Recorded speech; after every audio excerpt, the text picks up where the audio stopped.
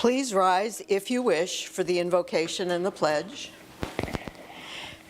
Dear God, as we enter this holiday season, many of us are anticipating our remembrance of the arrival of a light unto the world. Others will be lighting a menorah, rededicating themselves to kindling the flame of hope. And almost all of us are enjoying the celebration lights we see at night throughout our community. During this season, may we all consider how we too can be lights in the dark wherever we are. As we consider the matters before us this evening, grant us wisdom, knowledge, and understanding that we may make the best decisions for those who have entrusted us to represent them. Amen. I pledge allegiance to the flag of the United States of America and to the republic for which it stands, one nation, under God, indivisible, with liberty and justice for all. This is the regular City Council meeting for the month of December. City Clerk, would you do the roll call, please? Councilmember Sell. Councilmember Papalardo. Here. Councilmember Stevenson. Here. Mayor Chazet. Here. Vice Mayor Butlin. Here. Okay, being the first meeting of the month, we have time now for public participation on items that are not on the agenda. If I call your name, please come to the podium, state your name and address for the record. David Hill.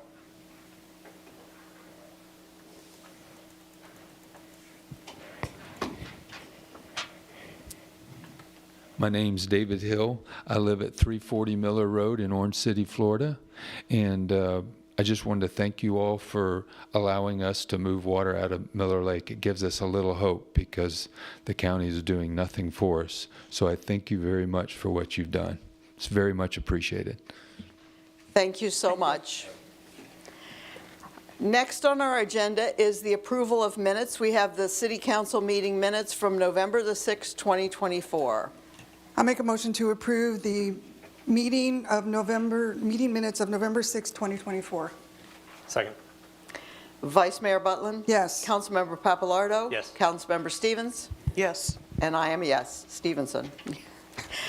Are there any additions, deletions, or amendments to the agenda? Yes, Mayor, I do. Okay. Item number 6, the ordinance 14-2024. We'd like to remove that from the agenda until such time that we have a full agreement with the applicant. Okay.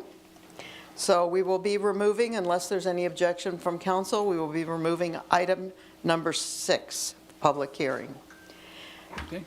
Next up is our consent agenda. Does any council member wish to pull any item off of the consent agenda for discussion?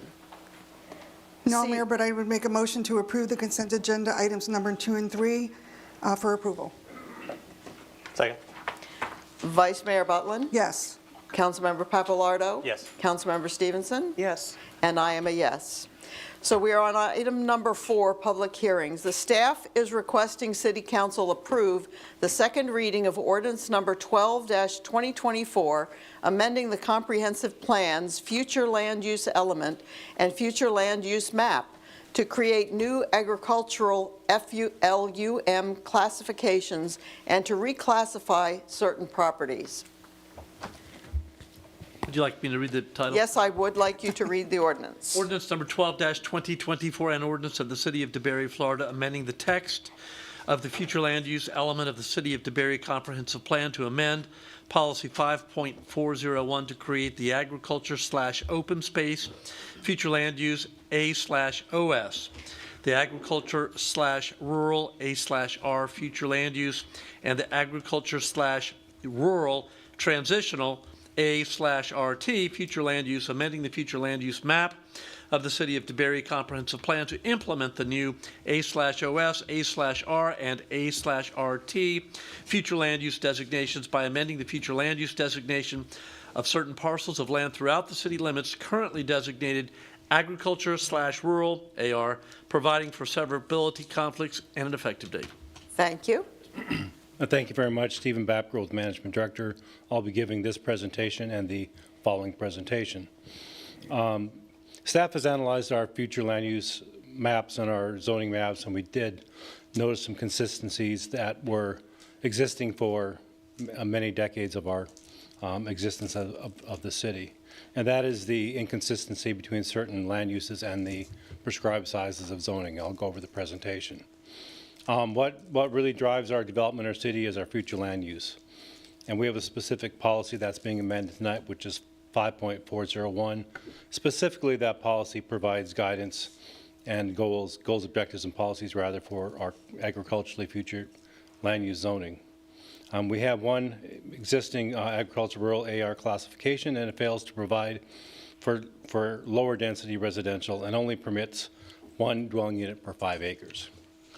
The lowest, now if you look at the low density residential classifications, the lowest permitted density is one dwelling unit per 4 acres. So there is quite a gap between those two type of land uses. Most areas in the city, especially in the western part of our city, northwestern part of our city, are classified with a underlying land use of AR, which does not synchronize with the zoning. Now, if we look at kind of a schematic, on the far left is the agricultural, current agricultural land use, which permits one dwelling unit per 4 acres. The next land use is residential low density, which is 4 dwelling units per acre. As you see, there's really a gap, a developmental gap between, 1 and 4 and 4 to 1. Now, if you lay the land use over 3 of our existing zonings, which are primarily in the northwest quadrant of the city, which are RA, RR, and R3 zoning, those zonings require a minimum lot size of 2.5 and 1 acre. However, the overlying AR density directs the minimum lot size shall be 5 acres, so there is a discrepancy.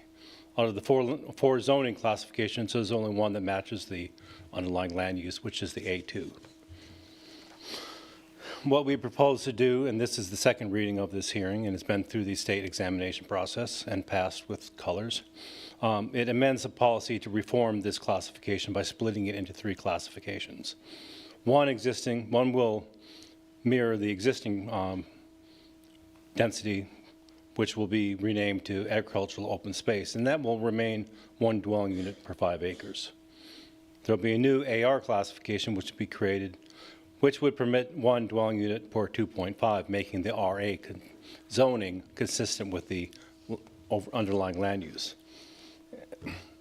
And then the final, oops, let me go back. There we go. Got a little fast.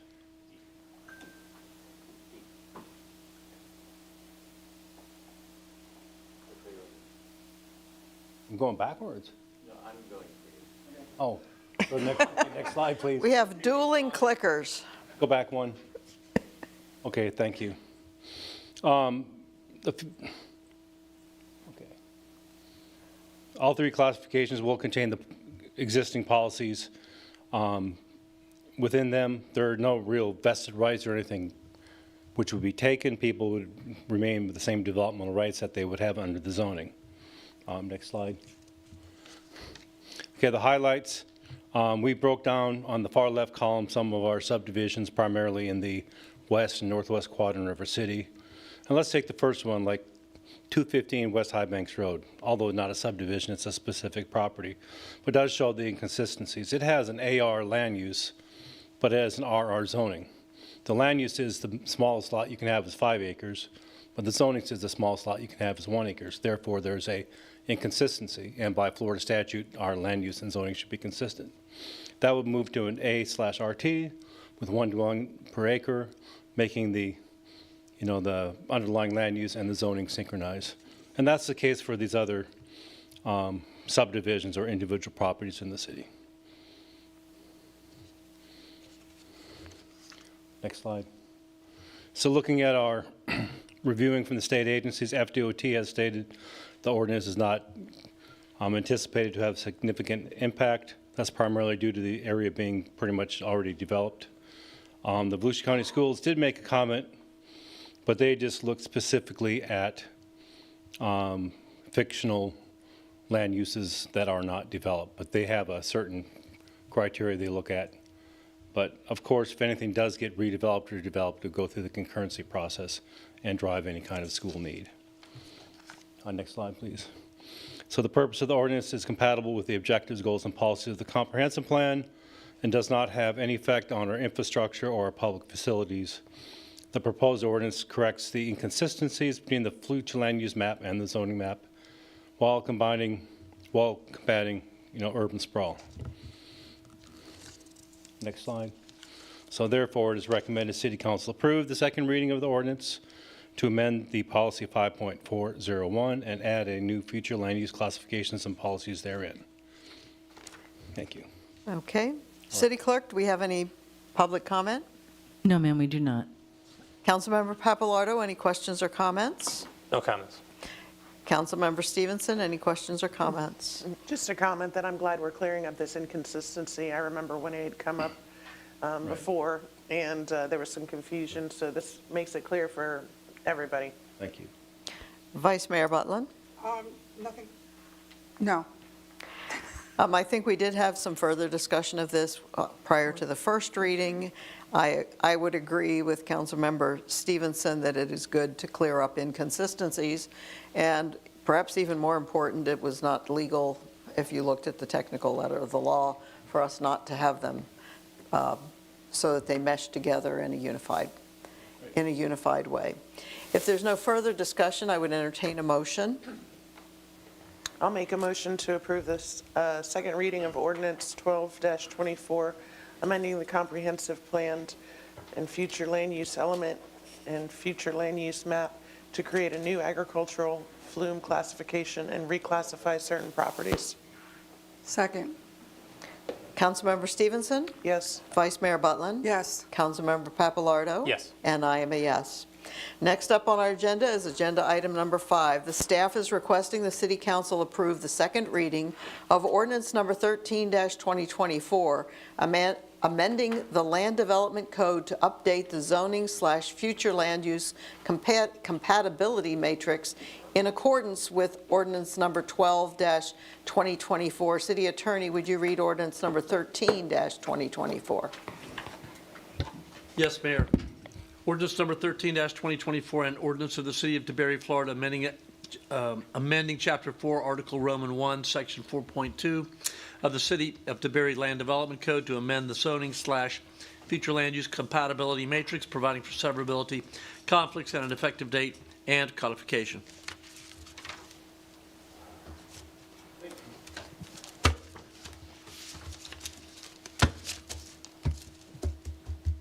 Sorry for that delay. Stephen Vapp, Growth Management Director.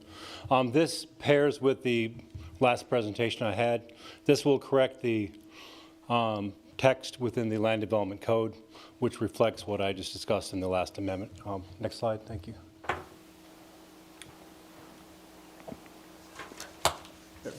So what will be changed is our, within our zoning chapter, the one table that leads into our zoning chapter will add the additional zoning classifications, and anything added will be as underlined or struck through if it is removed.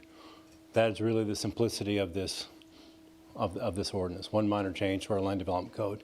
But when people come in to develop their property, they can address this when they do their due diligence, and they can see, how they're consistently matched up and what their densities are. Next slide.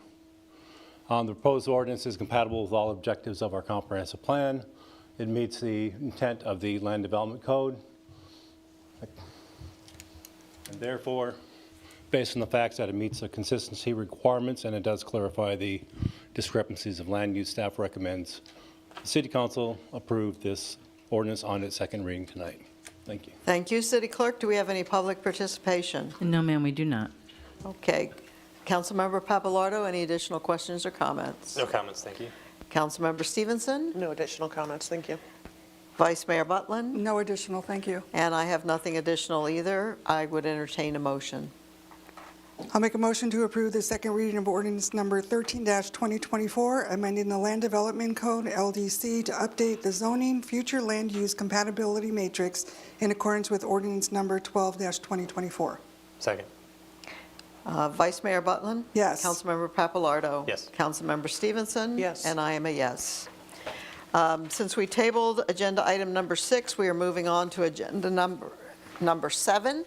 The city manager is requesting the city council affirm resolution number 2024-26, extending the declaration of state of general emergency due to Hurricane Milton. City Attorney, would you read resolution number 2024-26? Yes, Mayor, resolution number 2024-26, a resolution of the DeBary City Council providing for declaration of state of general emergency with regard to Hurricane Milton, providing for emergency authorizations and powers for the city and city manager, providing for duration and providing for severability and an effective date. Okay. City manager, you want to talk to us about this? Thank you, Mayor. Well, this is our last resolution for the state of emergency. We have, I think the staff has done a phenomenal job in repairing and protecting the public welfare and safety. We've had some roads that we had to fix. We've had some pipes that have been collapsed. We've had some structures that were broken with the volume of water that we've had. And so we had an opportunity to repair all those during the state of emergency. Then we'll obviously apply for all those with FEMA. FEMA will take probably 18 months to 36 months for reimbursement, but these were necessary fixes in order to reestablish our stormwater system. Okay. City Clerk, do you have any public participation? No, ma'am, we do not. Councilmember Papalardo? Just two really minor questions. City Manager, had there been any related expenses in this past period of this declaration, anything meaningful that we had to do? Well, we had to do, for example, behind Glen Club, our responsibility, we had a structure that collapsed and broke. The pipe had separated from the structure, so we replaced that. We did have a couple collapsed pipes in Glen Abbey that if we didn't fix would be a public safety hazard to some of the homes there. We did repair some particular roads. For example, River Bluff only had one entrance and exit and entrance to their subdivision. The storm had severely damaged, and our system there along the ditches along there has severely damaged their entrance. And so we restabilized that entrance so that they can get in and out of their subdivision. And then we made a presentation. We showed you some of the areas that we had fortified that were damaged, such as the High Banks Marina, Dutchman's Bend Road, all those expenses that you already have approved. Those are some of the expenses that we've incurred during this time. And Donald Smith Boulevard, how can I forget that? And so these are all the expenses we were to provide the public safety and welfare and return life back to normal a little bit. Great, and then just one last thing is, at some future date, could we have a brief recap of the different projects? And there's some, because I'm thinking about future planning related to storm reserves and things like that. Yeah, we can provide you a list. We've already had our first meeting with FEMA with Hurricane Milton, and so yeah, we'll be capturing all the expenses, including overtime and some of the things that are reimbursable with FEMA. We'll be doing all that, and we'll definitely provide you a list of everything that we spent during this particular time frame. Thank you. Yeah. Councilmember Stevenson? Thank you. That was my only comment as well, to second for the list and total sum of costs. Yep. Thank you. Vice Mayor Butland?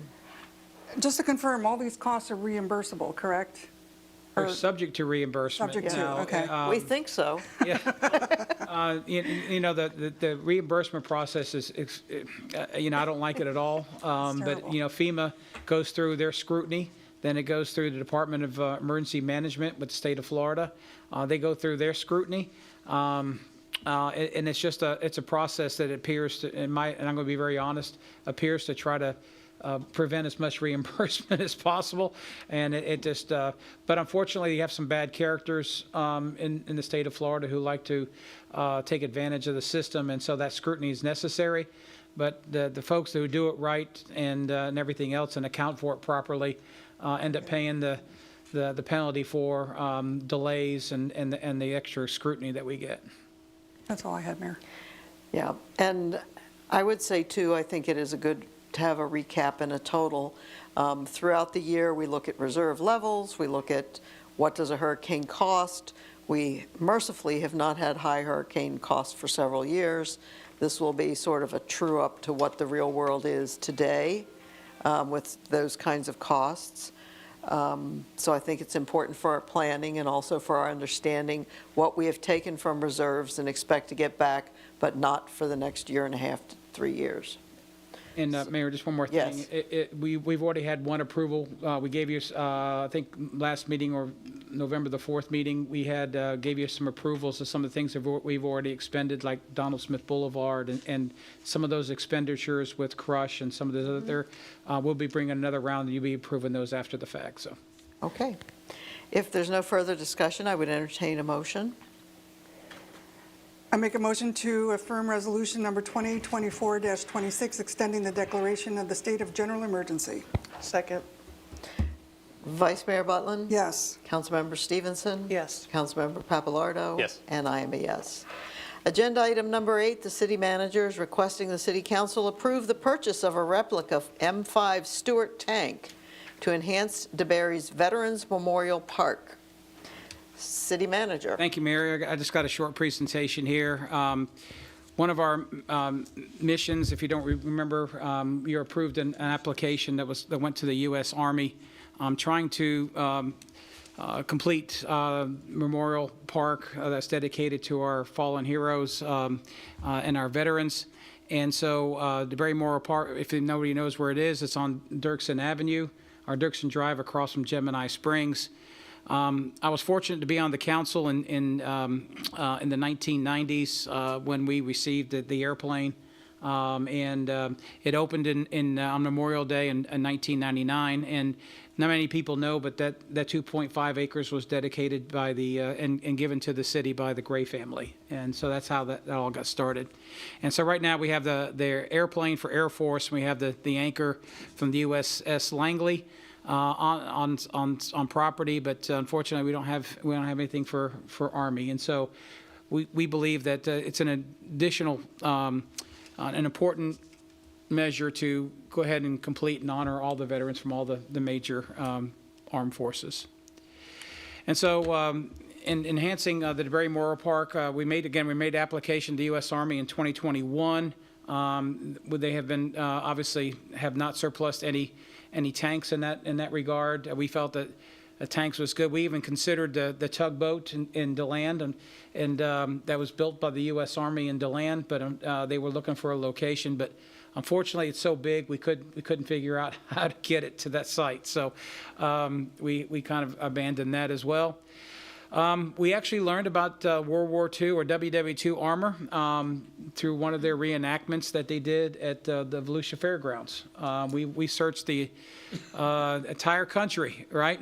And Sherry's shaking her head over there, looking for a tank that would fit and model and fit into our Memorial Park. And lo and behold, they're right under our nose the whole time. And so we have been out there several times. World War II armor is a location in Osteen. They have hundreds and hundreds of acres out there, and they do these reenactments. They have a whole slew of tanks out there that they model, and they do a lot of great things. It's fun to take a tour out there because you can just, if you're interested in those kind of toys, it's really fun to go out there and see everything that they have. They have a whole slew of employees who maintain these, and when they do their reenactments, it's pretty neat. So this happens to be, and I think if I remember correctly, this is what the owner's first purchased tank when he got into this particular hobby. I'm going to call it a hobby, and so this is one of his prides and joy. And so we've been working with a number of different tanks. We were looking for a Sherman. We were eyeing a Sherman tank, but unfortunately that was pretty expensive, and we kind of got the offer for this one, which I think kind of represents and replicates what the city of DeBerry is all about. It's a little smaller tank. I'll go through the details, and it matches, I think, what it was used for in World War II, matches some of our leadership and core values, and I'll go through some of those. But the offer is $100,000. And for that, they would repaint the tank and restore the historical accurate markings on the tank. They have and it's just not repainting the tank. They have a laser system that's pretty significant that removes everything down to the bare metal, and the refinish there is pretty remarkable. And so we've got the opportunity to review and watch how this laser thing worked, and it's pretty neat. Seal the gun at both ends. Obviously, if you want to have it display, you don't want it active. They'll transport it to DeBerry Memorial Park. They'll place it on the display location, and then they'll disable the tank in place and render it immobile. Right now, it has a Cummins diesel engine in it and a transmission, and I think it's operable. And so I think we could drive it down the street if we wanted to, but anyway, the site is already prepared. There's a slab already in place that has significant, that can hold this particular thing. That we built it a long time ago as a city and put enough fortification in the slab to be able to hold this particular vehicle. And then we're asking for the fencing and the plaques and landscaping to go around this, which is, we estimate, about $15,000. And we also anticipate doing a ceremony when this comes, if you do so approve.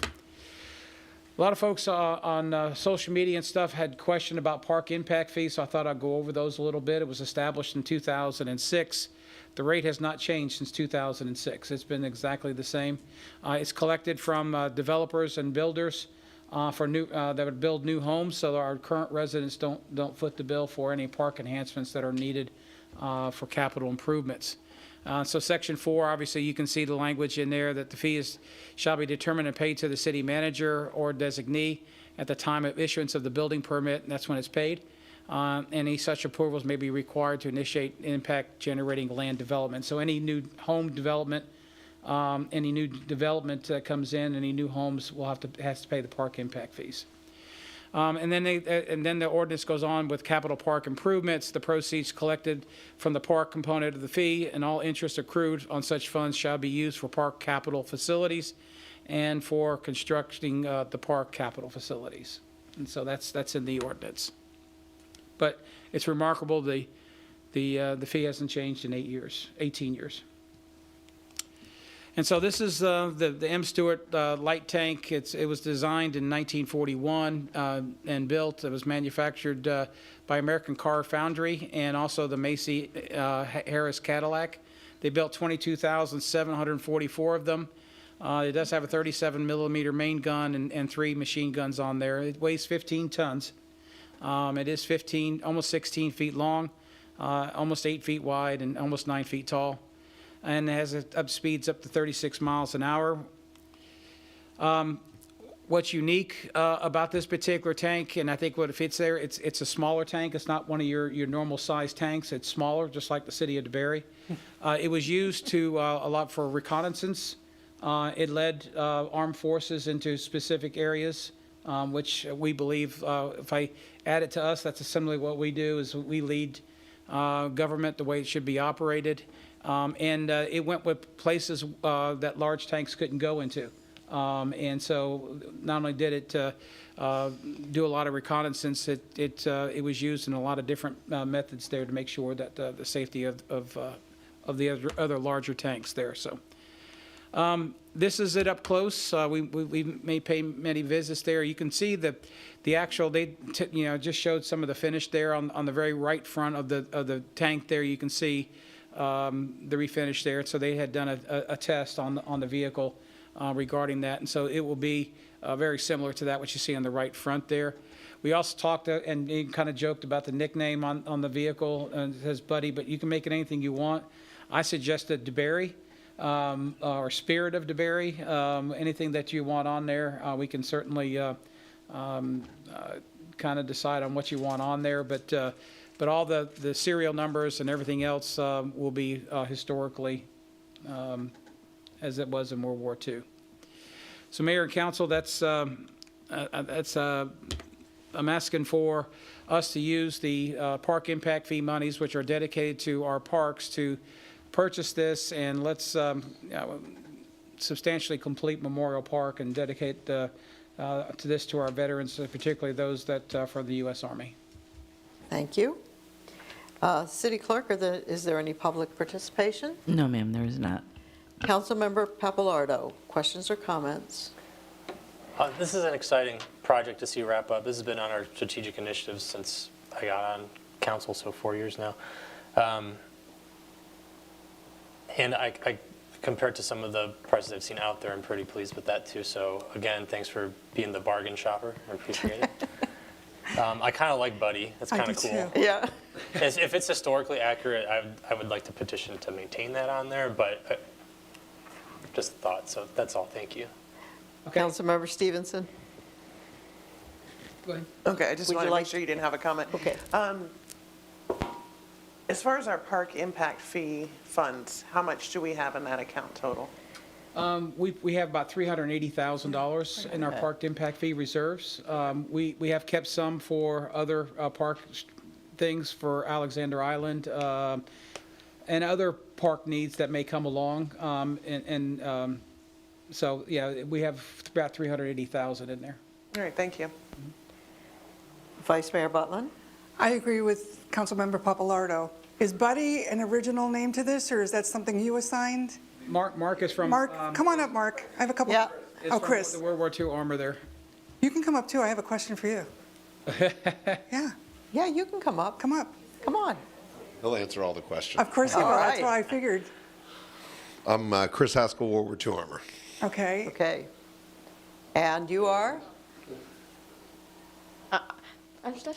I'm Jackson Haskell. Excellent. Son of Chris Haskell, there you go.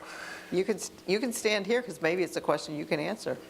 All right, Vice Mayor. Is Buddy the original name? No, man, Buddy was given by the owner. I mean, we can research and give you an options of a multitude of names from the war if that's something you're interested in, but all the tanks at the farm are given a name by the owner. Okay, so it's not a historical name, it's just something that's given there. Okay, I just wanted to make sure we weren't going to take it away and have it be that serial number assigned to the Buddy, and Buddy's no longer in existence. So it's open to Okay. whatever you guys decide. Okay.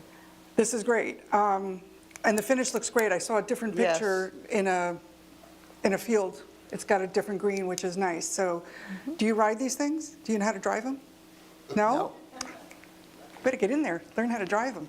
That's all I had. I was just questioning that. Okay. Thank you. Thank you very much. I also was curious about the balance in our park impact fees, and I do think that, this is an appropriate use to complete this park, although I wonder what you're going for the Space Force.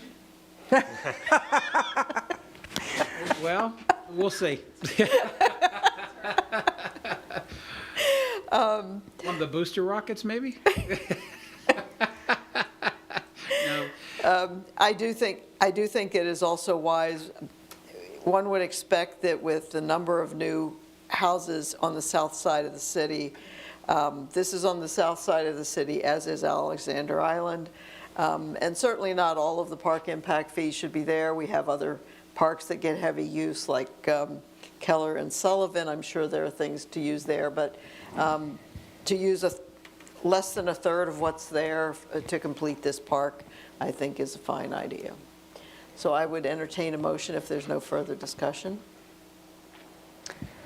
Okay, I'll make a motion to approve the purchase of a semi-replica M5 Stewart tank to enhance DeBarry Veteran Memorial Park, allocating $115,000 for the tank, fencing, plaques, and landscaping. Second. Vice Mayor Butlin? Yes. Councilmember Papalardo? Yes. Councilmember Stevenson? Yes. And I am a yes. This brings us to member reports and communications. Councilmember Papalardo, do you have anything to comment? Yeah, last night I got to attend the Walk of Lights countdown. That was a lot of fun, a little fanfare. It was chilly. Then, Please. Foreshadowing the chili on Saturday. yeah, well, don't forget the tree lighting on Saturday, chili contest. And then I'll be attending not this coming Monday, but is that the 16th, I think? The opioid mitigation funding advisory board for Volusia County. I'm the appointee there. We will be approving or assigning the awards for this semi-annual round of grant applicants. I need to do some grading right now for those, actually. So, Okay. yep. Great, and thank you for your service on that board. Councilmember Stevenson. Nothing to report, but I am looking forward to our tree lighting ceremony and our parade coming up. Yes. And Vice Mayor Butland. Oh, I've got a few things.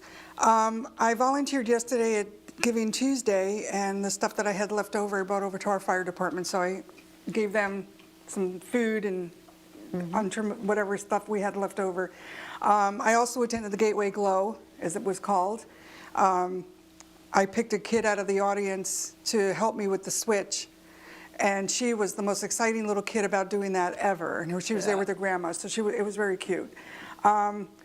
The reason I also attended this morning the Duke Pipeline Safety meeting that they had, and it was a good group and good questions were asked, so I was happy that we were doing that. Tomorrow I will be attending the Florida League of Cities Policy Committee, Advocacy Committee, and FAST Committee, which is why I asked about FEMA, because if I get it to be in front of them tomorrow about any questions or concerns, that I will bring that up. So if there's anything else you need me to mention, let me know. I'll be more than happy. I'm not afraid to talk to anybody out there. And it is the Florida League, and then it's the FAST is the action with the United States. So I'll be part of that. So I'm going to be attending the legislative conference tomorrow and Friday. So Well, thank you for that as well. And I also enjoyed last night's lights celebration at Gateway and look forward to the other holiday events. This is an exciting time of year when we get to have so many things that bring our community together, and so it's a time of the year that I'm very fond of. We get to experience that small town feel like we did last night when I thought it was a wonderful group and an event. Lots of young families out there and children, with great excitement for the lights and loving the hot chocolate. It was a nice time. City Manager? Yes, Mayor, just a little adding on to the tree lighting ceremony. I'm assuming everybody is going. And we're come hungry, because we have 16 chili contestants this All time. right. So you're going to, and I think it's probably going to be our max, trying to fit them on the property, Are so. we still keeping it at $1 to get your ticket and cup to do it? Yes. All right, that's a deal. You can taste up to 16 chilies for $1. Yeah, and I think that may be 2-3 bowls worth, so Yeah. you may come hungry. I just want to go over the meetings in January. We do have an extra meeting in January. So the first Wednesday of the month falls on January 1st. So our first meeting will be on January the 8th, Wednesday, January the 8th. On January the 15th, we have a special meeting regarding the school on January 15th. That's what we had dedicated. Will that be a sole issue Sole meeting? issue. Okay, A that's special on that's that. appropriate. Yep, special meeting. Special meeting with a sole agenda item, Right, and then January 22nd. which will be our normal special meeting. Yes. So I just wanted to cover those, make sure that there were, some folks say, well, January 1 is on Wednesday, are you going to have it on Thursday? And go, no, we'll just do it on January the 8th. There's 5. That's our normal Yeah, pattern, is yeah. if it falls on a holiday for some reason. So I just wanted to clarify that for Okay. everybody. January 8th, January 15th is a special meeting, and then January 22nd is our second Normal special meeting. normal special Yes. meeting. That's all I got, Mayor. Okay. City Attorney, Pass, Mayor, thank you. Happy You're- Thanksgiving, Merry Christmas, if I don't Happy see New you. Year. And Happy New Year. Hearing nothing further, we stand adjourned.